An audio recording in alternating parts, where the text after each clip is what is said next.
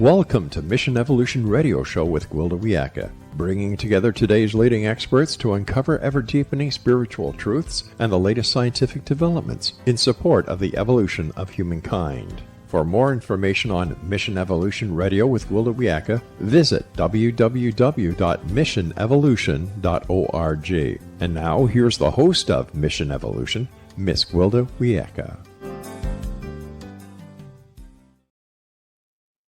Death. It happens to all of us, eventually. Every family must deal with the crossing of a loved one. How do we steward our beloved through death, dying, and beyond? Mission Evolution Radio TV show is coming to you around the world on the Voice of Canada Broadcast Network, www.vocbn.ca. With us this hour to explore supporting the death process is Nancy MacMillan. Nancy is a registered psychotherapist, a former certified spiritual health practitioner who has worked in acute care, palliative care, and long-term care. She's now in private practice. Nancy holds a degree in economics from Carleton University, followed by graduate work in adult education at the University of Toronto.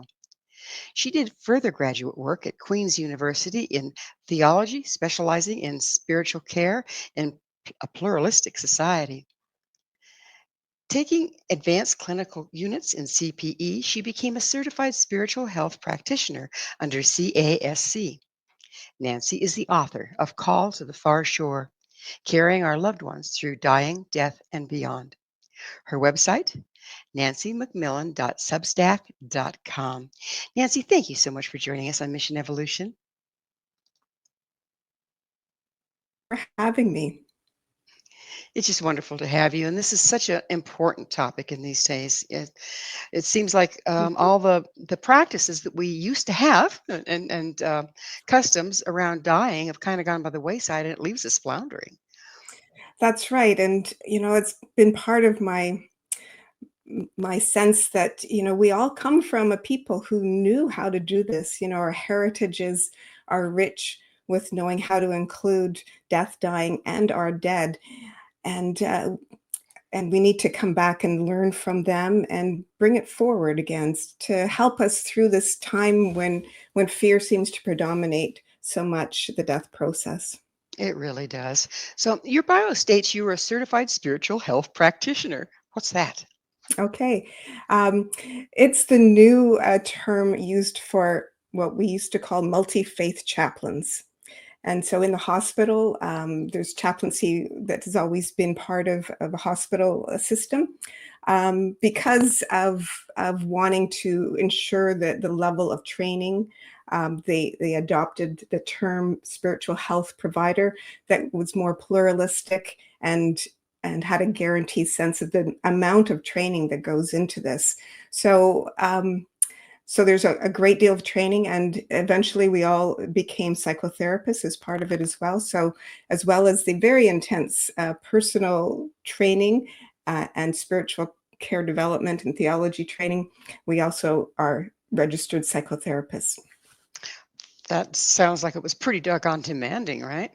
It sure was, yeah. Yeah, they kind of upped the bar a little bit. That's true. And so many people don't realize that. And so many hospitals have spiritual care practitioners, and it's a tremendous resource if you are in the hospital and looking for some support, emotional, spiritual, or advocacy, or just a listening ear. You don't have to be religious. You just a human being who has a need, and we're available for all that.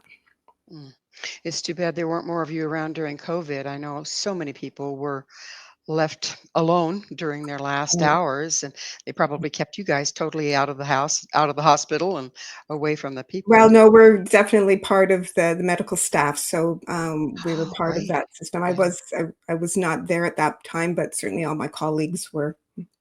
Oh, goodness. Well, bless you for doing the work. Mm-hmm. What brought you to work with the sick and dying in the first place? Well, I've had a long life of having death and dying be part of my life. From my own personal experiences facing illness and cancer diagnosis at a fairly young age. Mm-hmm. And then being with my parents, both with them when they died, it brought me into lean into death rather than away from it. And that took me into how can I use my experience and my interest, and that took me into the profession, and then working for years with the very ill and the dying at their bedside. So that gave me a lot of experience being up close to what dying looks like, and that gave me a different picture than what many of us have. It can be more peaceful than we think. And I'm trying to help people understand that the fear that we have of it is sometimes because we have become isolated from what death looks like and removed from it. And that's been generations now since we've had been more removed from it, when professionals or a system has taken over the care. So it's hard to get up close and to see real death and dying, and that makes us fearful.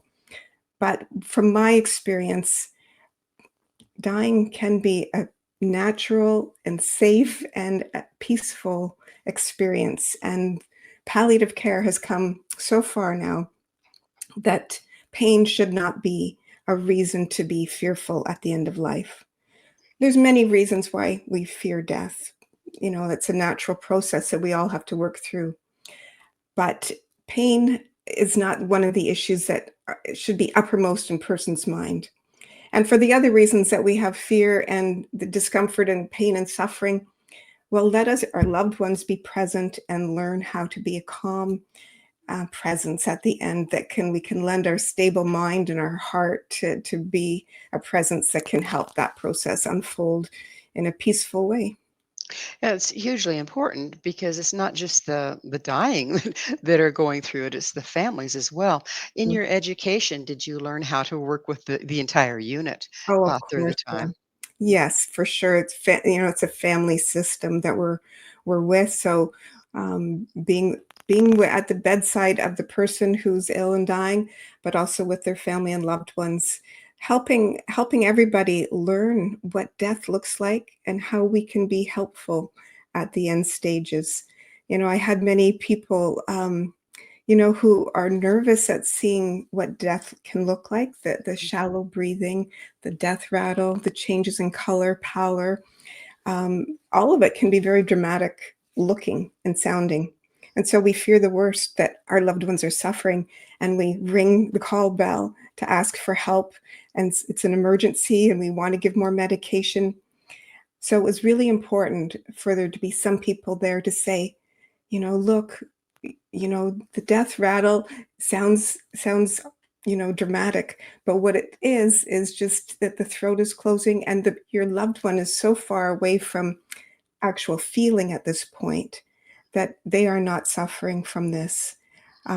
So that just helps a person release that tight grip that you have of anxiety that your loved one is suffering, if they know a little bit about the natural process of our bodies and how we let go at the end. Hugely important. So, what are your perspectives on death, dying, and how do they differ from the mainstream view? Well, being a spiritual health practitioner in my profession gave me the the role that I could say, so what are your thoughts of what happens next? Or, what is it that gives you strength to get through this time? So that enabled a conversation to take place that went beyond, the moment of the suffering. And we would have beautiful conversations often, or we'd at least be wondering. And that sense of wondering and expanding our sense of imagination of what lies beyond that final breath can expand ourselves so that we're a little more prepared, because so much is happening at that last moment. And from my experience and from my own studies and my own spiritual sense, if we can approach our last breath with more consciousness, perhaps we can take that next step into the next journey with more consciousness and perhaps even joy. And that's been what I've been trying to help people see, that there's that possibility that it's not just a tragedy at the end. It can be a release, and it can be a homecoming into a joyful place. And that's hugely important because, we welcome birth and it's a very similar process, really, isn't it? That's right. We incarnate and we trust the birthing process. So, can we come back to trust the death process? And, you know, the hope is, of course, that we can find ourselves in the full cycle of birth, death, and rebirth, even. From a personal standpoint, do you believe in rebirth? Do you believe in coming Mhm. back? Well, it's been my sense that it just has a sense of it makes sense to me that we're such marvelous creatures. We're part of creation, that there is something that continues and goes on. And from all my reading and from my sense, it makes sense that there is something that can return. How will we ever know? But I like to live my life with the thought that that is a possibility. And if that is a possibility, then how do I live my life now to to make sense of that?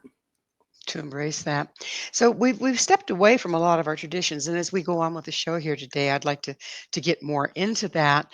But the traditional every society, of course, had their own traditions on how they dealt with death, dying, and beyond. Um, but we've really lost that. What do you see the impact of that on the people that are getting ready to cross or their families? That's right.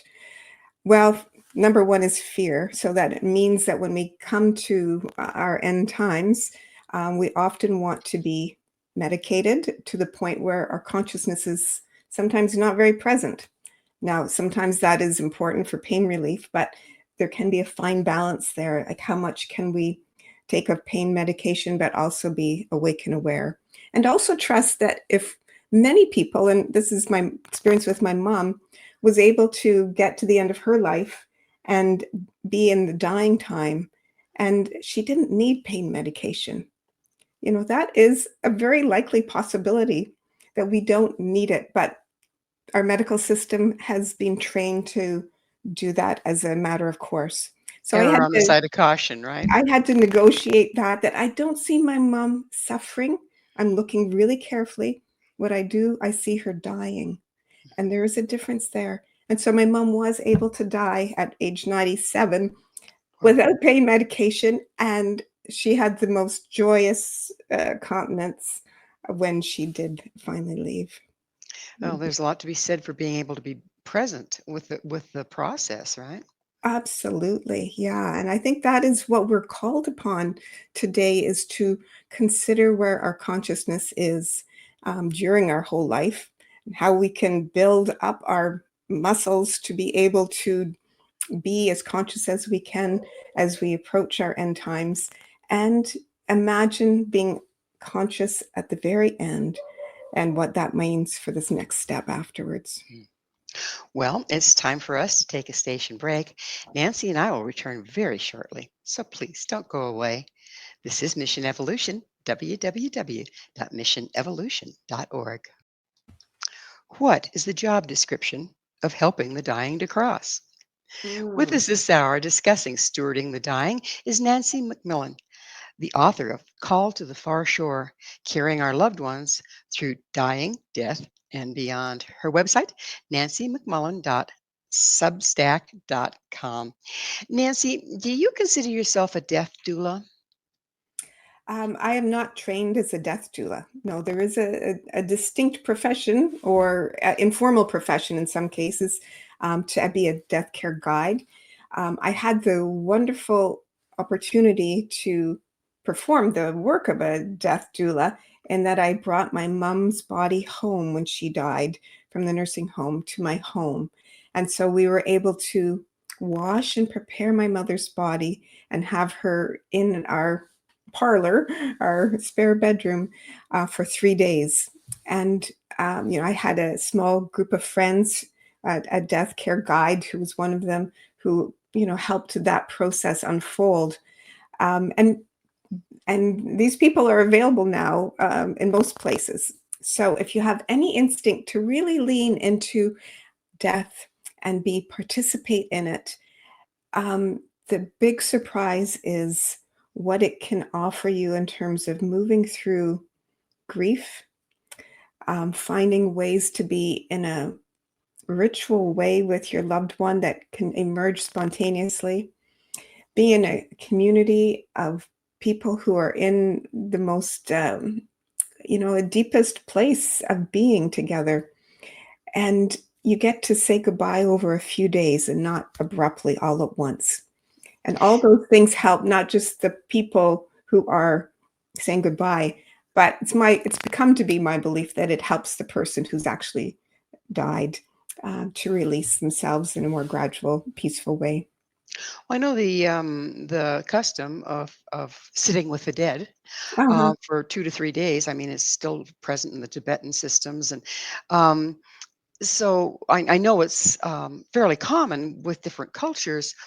What's the purpose? I understand that the person might leave the body, but the body has some dying to do. There's all sorts of Mhm. flora and fauna and living things with the body, even after the spirit leaves it. Does that have is that honoring that, or what is the Wow, purpose of the week? that's a wonderful perspective.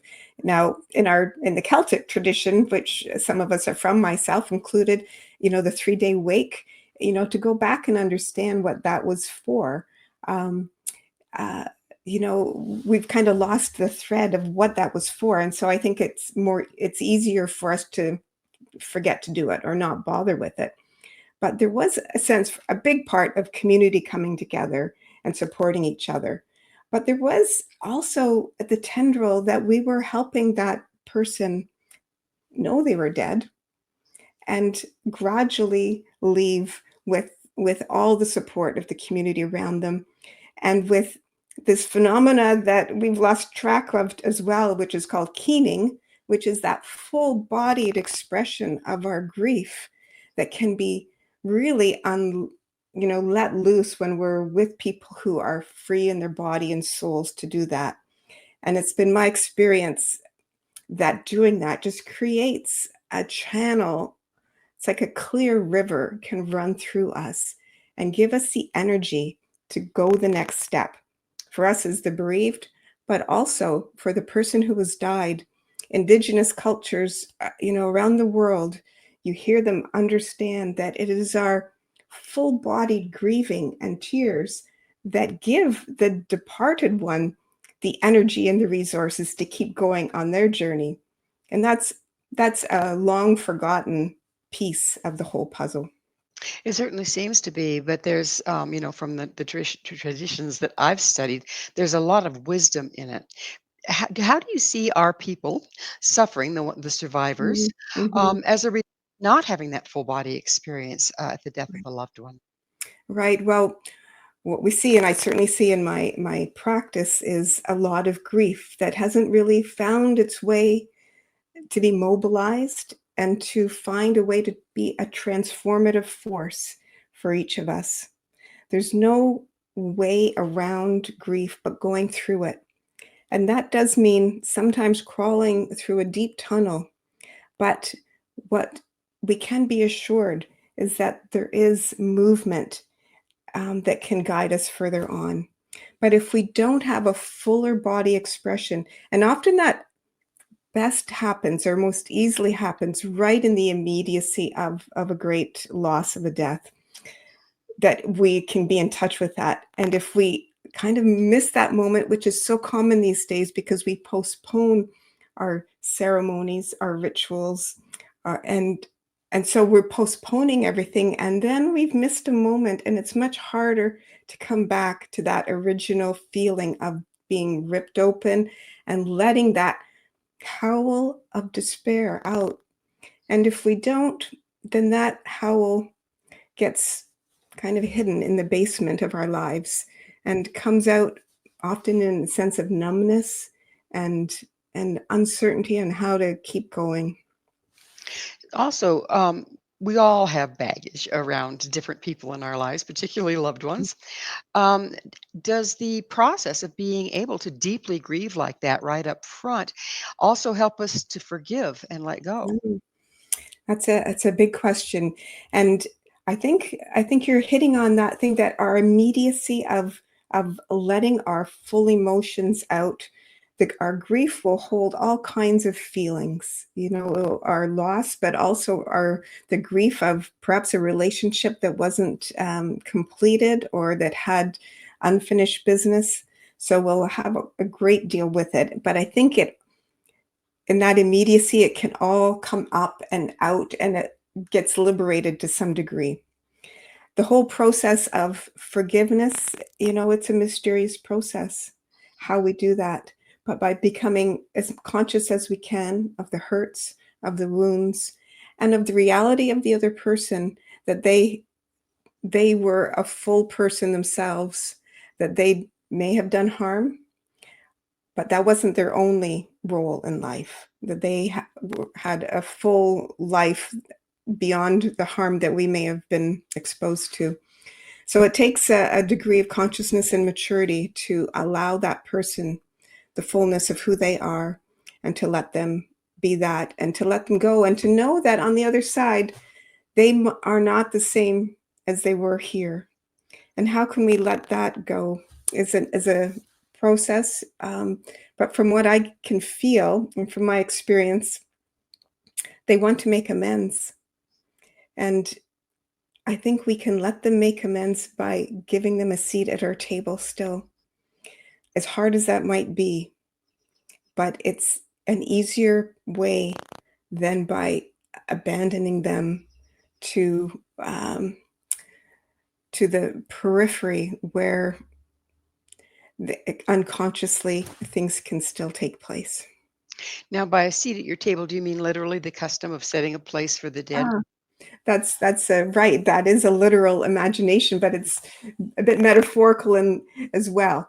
So, how that will act look for each person, will be different. But that's a good question. How can I make a seat at the table for my loved one? Maybe it's through having pictures up. Maybe it's through writing notes to them. If you have a fraught relationship, then perhaps writing a letter and expressing it that way will help liberate some of those feelings, so that you can move to the next step. There's many ways to do it. And then there's the deeper way of sitting in stillness and quiet and calling that person forth just by saying their name from your heart, and allowing the presence of that person to be present with you, and to speak how you would like to speak with them in those quiet moments.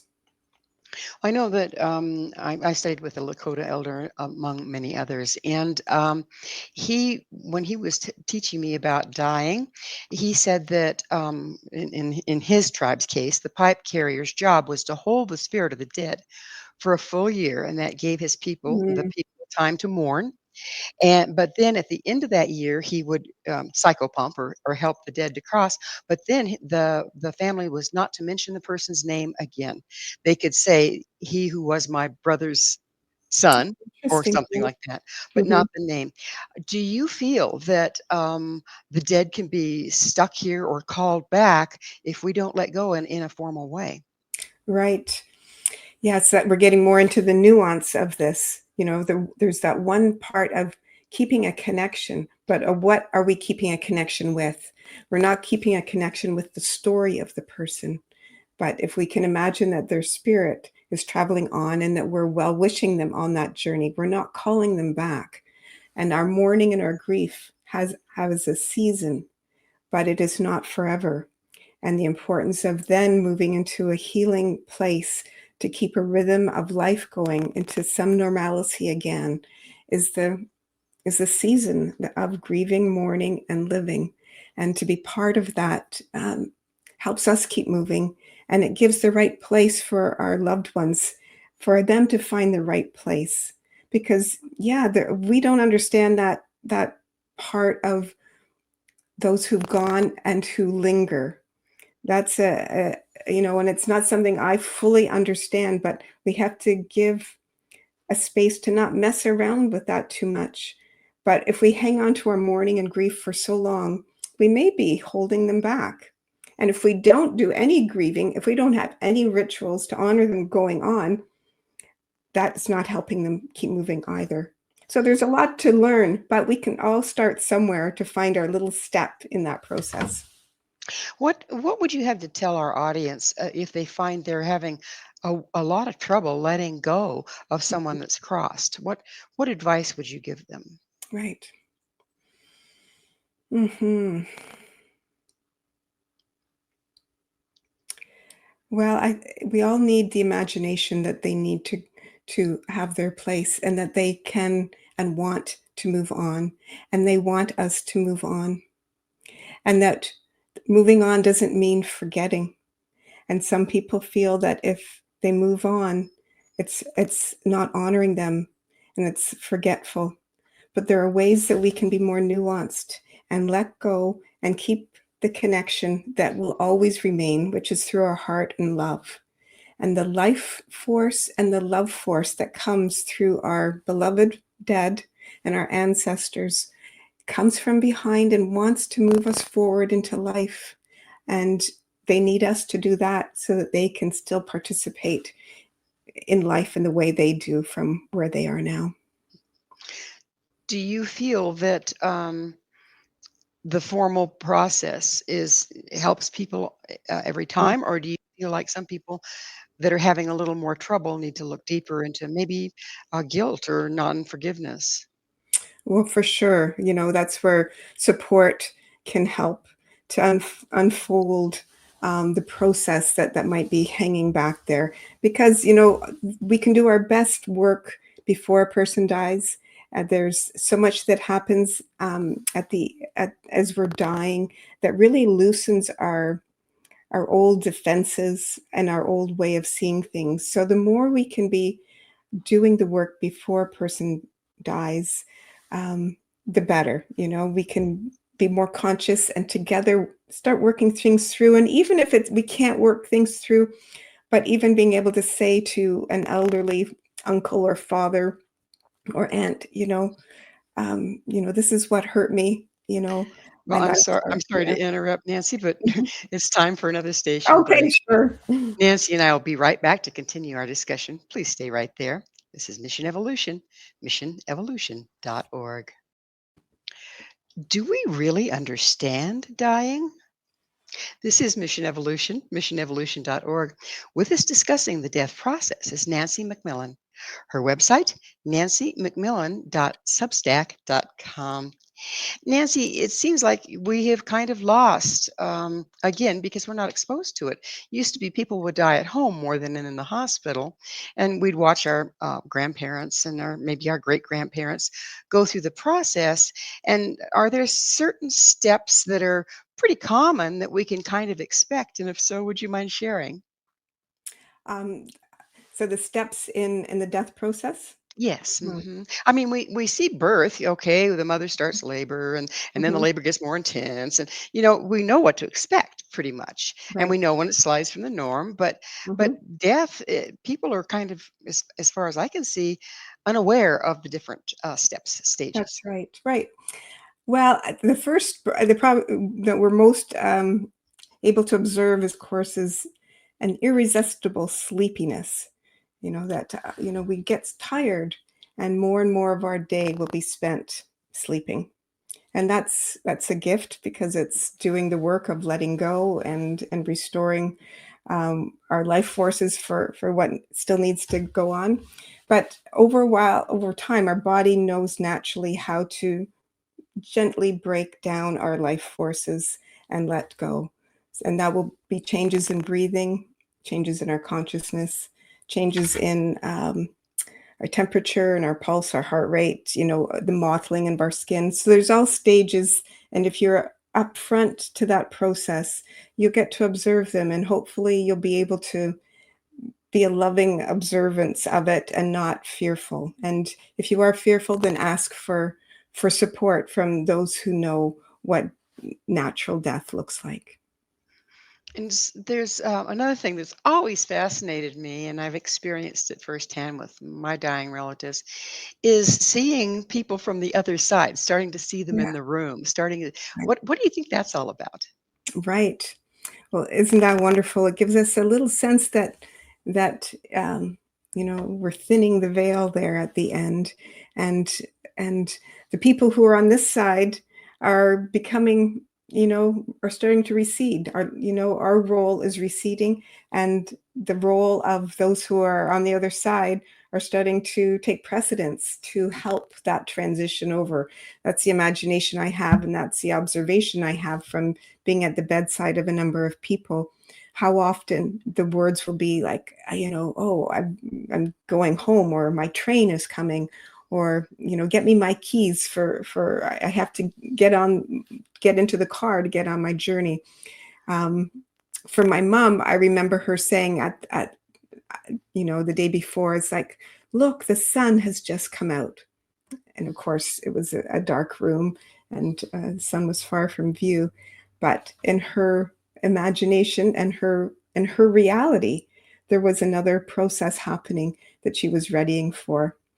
And if we can have that imagination, that to be able to reach out our hand for the hand that will reach ours from the other side, because we have many loved ones who will be assisting that transition. I think we can make that transition easier. And it's interesting how some of these things are fairly universal.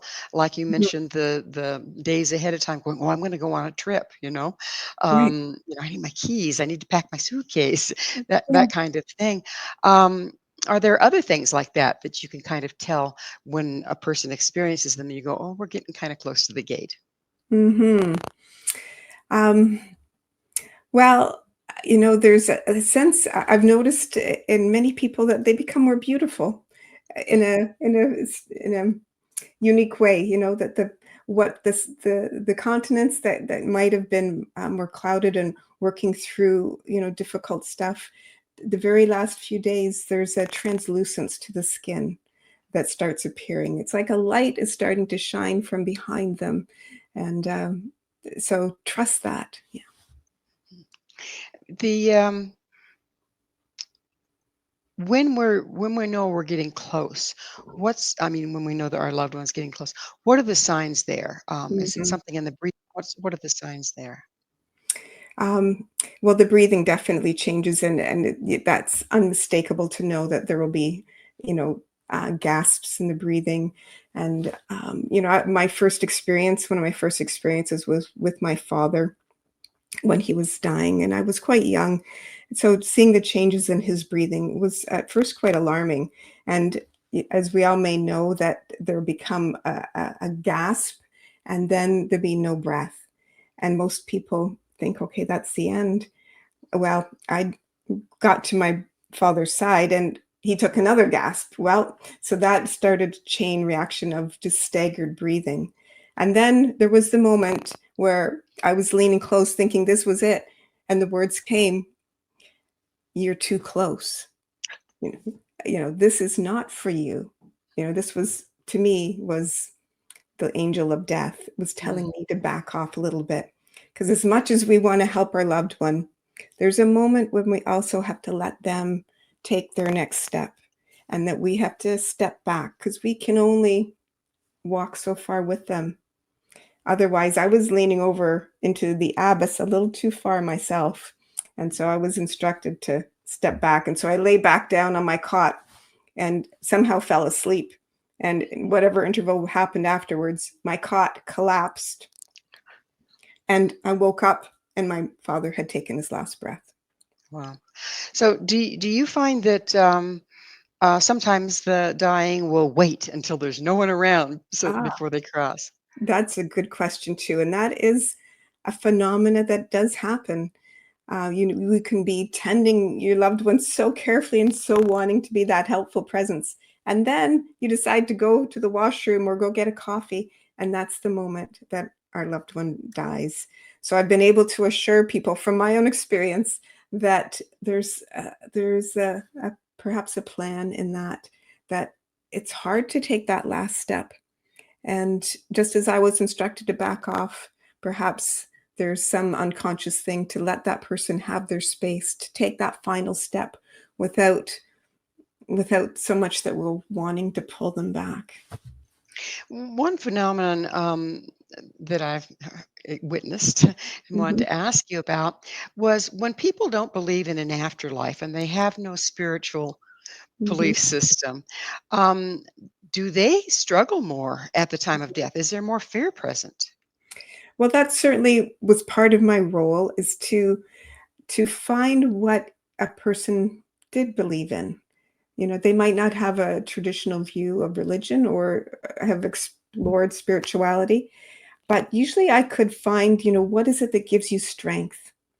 What is it that speaks to you? And often it might be nature, or it might be some poetry or artistic endeavor. And leaning into that could be a resource. So I think we all have resources that we've developed.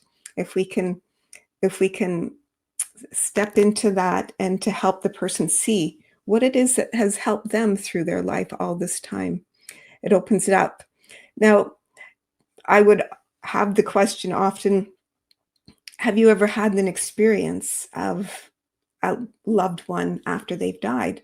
And even for those who haven't had a spiritual or religious belief, many of them will have said, "Oh, this strange thing happened," and would describe a phenomena that would have happened. So that told me that, people are experiencing, phenomena after a loved one has died, regardless of their belief system.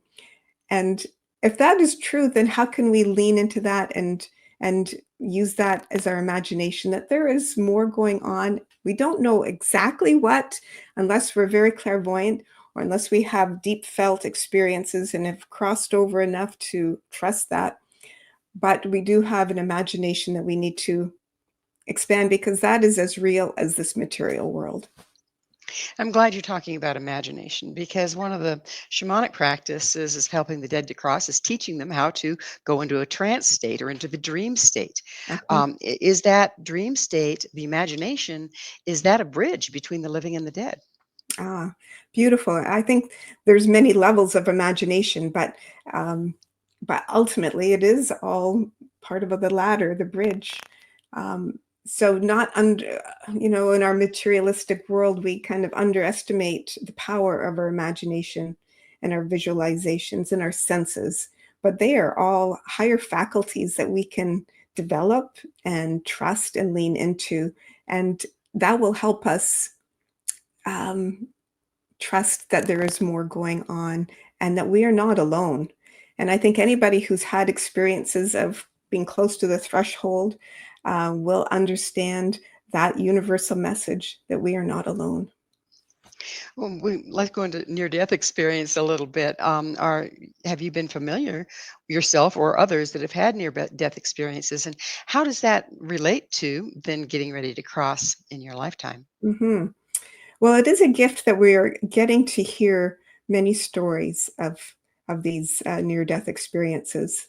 The, they're giving us some pictures and stories that will hopefully open up our imaginations and create some new pictures, because there is a commonality in many of them. Many of the stories each will have their own um, unique take on it, because we're all individuals and come from different cultural references, but there's enough commonality that hopefully it will give us some more confidence once again to to know and to be more conscious about making a bridge to that next life that we are all on. Have you found that people that have had near-death experiences kind of lose their fear of death? It certainly seems to be the common experience that one hears over and over again. Um, so we're getting some tools. We're getting people who've had near-death experiences being able to tell us more. We're having people who've used psychedelics, and that has created a bridge. We're having people who are more clairvoyant and can cross over in a conscious way. And we're having people who, through their own depth of bodily felt sense, understand and are hearing that their loved ones are giving them the messages that there is more, that they are not alone. So we're getting the education is coming to us to give us the ladder to make it to that far shore. That's the title of my writing that seems best to communicate that we're just on a journey, and The far shore can be as far or as close as we make it. And I love the fact that new stuff is coming through, and we're getting more information. Do you believe that we will have new traditions coming out of this time that better fit Mm. the people of today? That's a really good hope.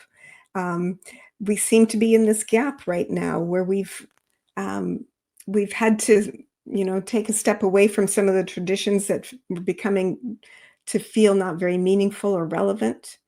And so we've created some new ones. It's common to have a celebration of life now, which is a beautiful sound to it. But my only concern is that we don't bypass that initial part where the person has actually died and there's grief and that there is an honoring of the death process.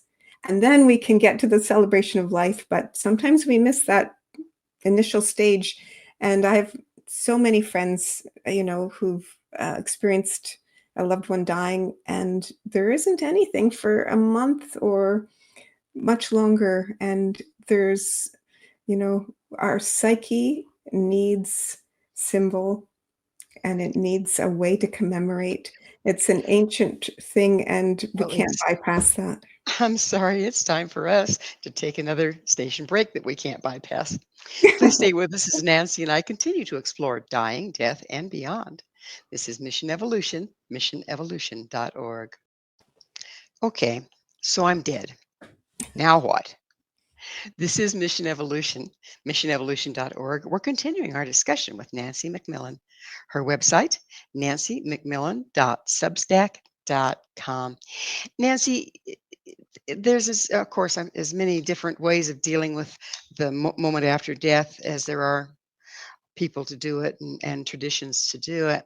But what's the commonality of what's the right steps to take once the person has just died? Mhm. What are the right steps to take? So, Mhm. because people, we flounder, what do I do Right. now? Of course. Yeah. And that's understandable. The most important thing that I suggest is death is not an emergency.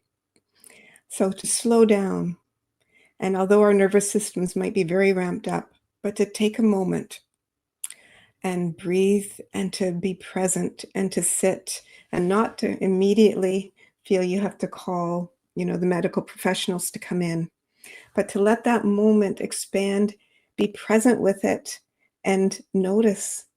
That is how we become educated and present in a helpful presence to dying, death, and our own eventual death, is to create a space to where we can lean into it. And everybody I know that has been able to do that has been able to feel something happen at that time, and this will sound strange if one hasn't discovered this, but that it can be oddly beautiful. It's like the gates open for a while. Yeah, okay, that makes sense. That makes sense. Yeah. So, another thing that what we've learned from near-death experiences is oftentimes people are hovering over their body, looking down for quite some time before they're sucked into the tunnel and then kicked back out. Um, is it? Do you think it's the same with the dead? And is that also why it's really important to just kind of sit there and hold space for a while? Oh, very good. Yes, and it just was an instinctual sense I had to do that with my mother. I was just following, and hopefully, if we are tuned into our own intuition and our own body sense, we will be able to trust and know when the right thing is to do at the right time. So, for my mom, when she died, it felt like just a huge courtesy to allow her the time and space to be in that place before being rushed into the next thing, right? There's so many subtle processes that are beyond our knowing, often, what's happening at that edge. And the subtlety of that place um, is so sweet. And I didn't want to disturb that. So I let my mom remain in her bed at the nursing home for 8 hours before I felt the instinct to move to the next step. And I felt that that just allowed her the grace and the courtesy to settle into her new place. And then we had the funeral director come to move her body to my home, and then we took over the next steps. But all the way talking to her, helping her understand that she had just crossed over, that she had died. And, well done, beautiful. And to give her that encouragement, and that we would be taking care of her over the next few days, and that she could relax into it. And I could then track how her body changed over those 3 days, and that she became ready for that next journey that she took. For her, in her case, was cremation. For others, it might be burial or green burial. And by the 3rd day, I placed my hands on her head, and the amount of energy pouring off of her head was extraordinary, which was just another example that excarnating is a process, and allowing and tending those immediacy afterwards is a gift for them and a gift for us to understand and be close to that liminal realm in such a profound way. Have you been around people that are sensitive and actually see the spirit of the ancestors in the room when a loved one is getting ready to cross? hmm Um, yes, I would say that I myself have had that felt sense of my grandmother being with my mother, and that was a beautiful feeling. And I could feel that my mother felt that too. She had kind of regressed into a younger state and calling out for her mother, and to feel the presence of my grandmother, whom I had never met because she died a long time ago, in the same room was a real gift. And that has stayed with me because I can feel her now presence with me in a visceral kind of way. Um, so there's several different job descriptions that seem to steward the dead through the process. I take it that your job description is to help the dead and the family up to the point of death. Mhm. Okay. That a death doula then takes over to help with the preparation of the body and all of that stuff. Are you familiar with psychopump, the ones that take it from there to help the dead Mhm. to cross? Right. I am, and I'm intrigued by that process. And I would say, um, by following friends and family, I've traced myself into that, but I'm not versed in it. But that is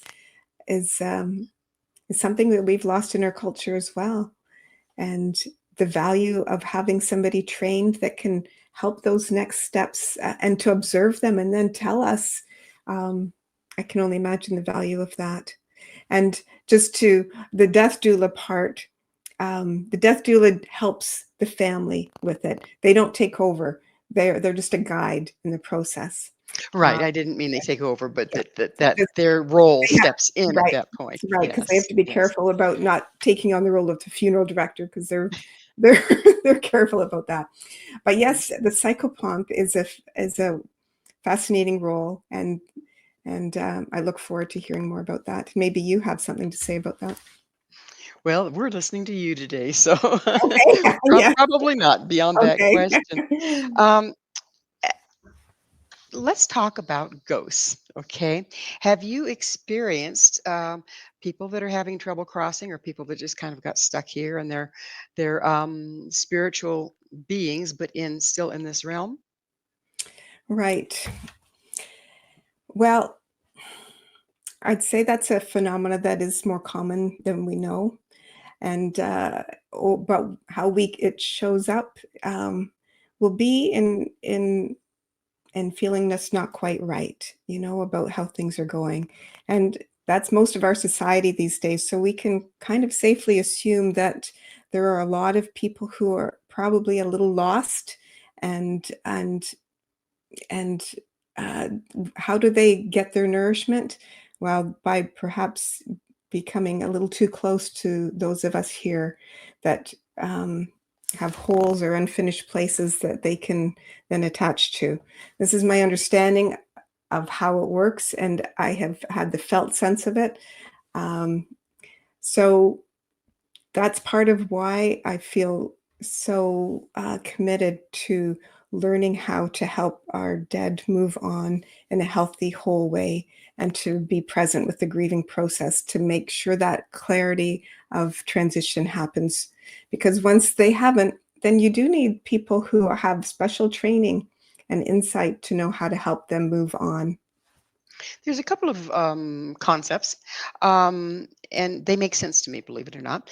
Is one of them is the Tibetan concept of the bardo, and how we have to kind of go through our life, kind of like have a life Mhm. review Mhm. in order to step our frequency up enough to cross over. And then Correct. also the Catholic's view of purgatory. Is there, in your opinion, or what you've experienced, a process of moving backwards through our life's Mhm. trauma where we might have separated from ourselves, gathering ourselves enough to cross? And is that a sticking point for some? Yes. Well, that's certainly what we've learned from people who've had the near-death experiences, that the common feature of that is that there is this life review where we can step back and have a panorama of what our life has been. And then the further we go out, then there is a more systematic life review where we do get to revisit the deeds of our lifetime, often from the perspective of the person who has been harmed or helped by them. So it's a very visceral feeling of, oh, this is what it's like, and that in that way we can learn, and make reparations and prepare for another lifetime of meeting this encounter again. Now, in the case of being trapped and looking back at that life and reviewing it and making amends, while you're in a purgatory state, uh, I don't know. We'll know when we get there, right? Yes. We'll know when we get there. But Uh, the thing is to trust that there is a process, a very clear process that most traditions understand. There is a map on the other side that we've lost track of. And so we look at other traditions to look at their map, and that might twig us to what instinctually in the root of our heritage is a psychic map that we can tap into as well. Pretty amazing. So, um, the in the Celtic tradition, there's shamanic tradition. There's a concept called the three harpers. Okay, Mm, and they would play it at a funeral, and the first harper would play the grief and mourning. mm. Okay, and then the second harper would play joy and celebration of life. But the process wasn't done until the third harper played, and he would play a lullaby. Ah, Okay.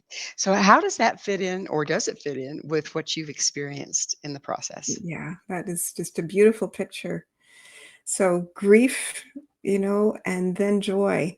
That's the eternal paradox, isn't it? Grief and joy. And interesting that the joy comes out of the grief. It's not beside it, it's not before it, it's not instead of. It comes out of the grief. And anybody who's gone through the depths of grief in a full bodily way has experienced, I'm pretty sure, that luminescent thread of joy that is a surprise. Like, how would you have thought that would happen? Yeah. And then the lullaby, it's like, oh, soothing our souls and to come back to a place of perhaps innocence and starting over again. Mm, Mhm, beautiful. Well, it's just about time to close, and I wouldn't be complete if I didn't ask you, Nancy, what's your mhm. mission? Right. Well, it's to know that we can lean into death and that we can become more conscious. And in doing so, with our dying, with our death, and with our loved ones who have gone beyond, we can transform our lives and create some meaning from this world once again. Do you feel that by understanding more deeply and accepting the death process, that it can enhance our life? Absolutely.